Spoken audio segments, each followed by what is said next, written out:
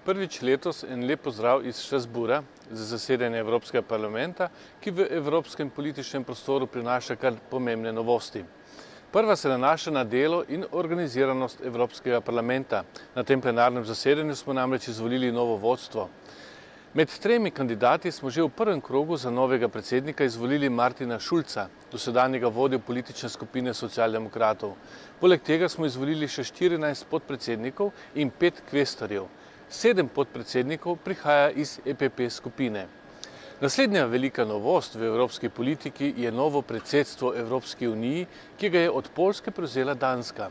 Svoj program je poimenovala Evropa na delu, v njem pa najdemo med drugim ukrepe za reševanje gospodarske in finančne krize, pogajanja o mednarodnem sporazumu za sklenitev fiskalnega pakta, pobude za dokončno oblikovanje enotnega trga, zelena rast, nova direktiva o energetski učinkovitosti in dokončanje skupnega evropskega azilnega sistema. Zadnjo večjo spremembo predstavlja že omenjeni mednarodni sporazum Unije za fiskalno stabilnost.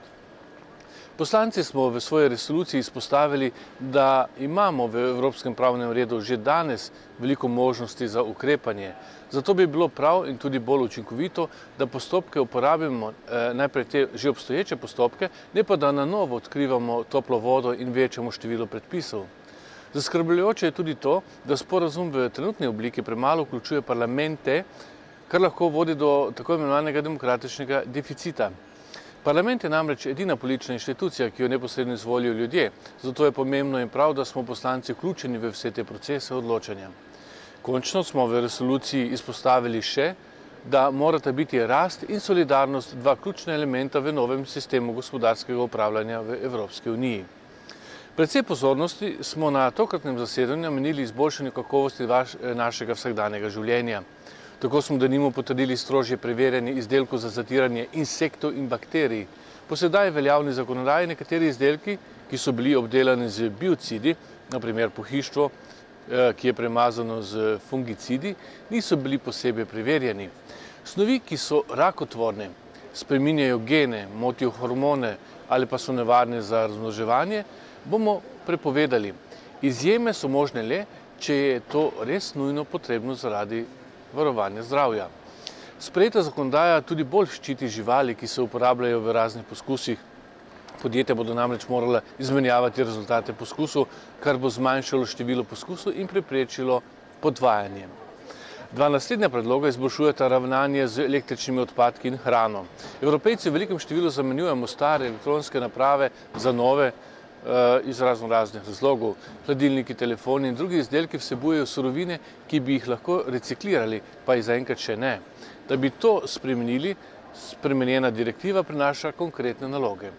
Da bi olajšali postopke, bodo lahko potrošniki za reciklažo oddali tudi zelo majhne izdelke v vseh srednjih in velikih trgovinah z električnimi izdelki. Slovenijo čaka na tem področju še precej dela. Sodimo namreč med 10 držav, ki moramo precej izboljšati svoje zmogljivosti za zbiranje in predelavo odpadkov. Evropejci pa se žal zelo neodgovorno obnašamo tudi pri hrani. Letno zavržemo v povprečju za 180 kg užitne in zdrave hrane na osebo ali vsak dan okrog pol kilograma. To škodi najprej nam samim, saj moramo kupiti hrano najprej in potem in jo tudi plačati. Z bolj premišljenimi nakupi bi lahko precej privarčevali. Po drugi strani je pa takšno ravnanje v posmeh 80 milijonov Evropejcev, ki živijo pod mejo revščine in 16 milijonom, ki dobivajo pomoč v hrani od dobrodelnih organizacij in socialnih ustanov. V resoluciji smo se poslanci zavzeli za boljše ozaveščanje potrošnikov, več izobraževanja o hrani, za boljšo embalažo in novo označevanje rokov o uporabnosti živil. Z navigacijskimi sistemi so danes potovanja bistveno enostavnejša kot včasih. Znano je, da GPS, ki ga uporabljamo tudi v Evropi, prihaja iz ZDA. Satelitski sistemi zbirajo številne tudi zelo delikatne informacije.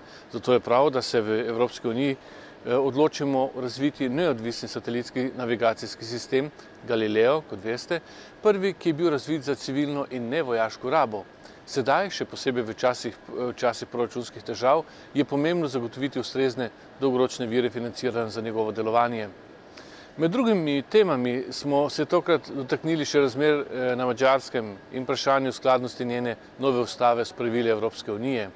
Evropski parlament se je glede tega močno razdelil, zlasti levica je po pričakovanju močno napadla premierja Orbana, ki je prišel na lastno pobudo v Strasbourg zagovarjati razmere v njegovi državi. Toliko zaenkrat iz Strasbourga in lep pozdrav!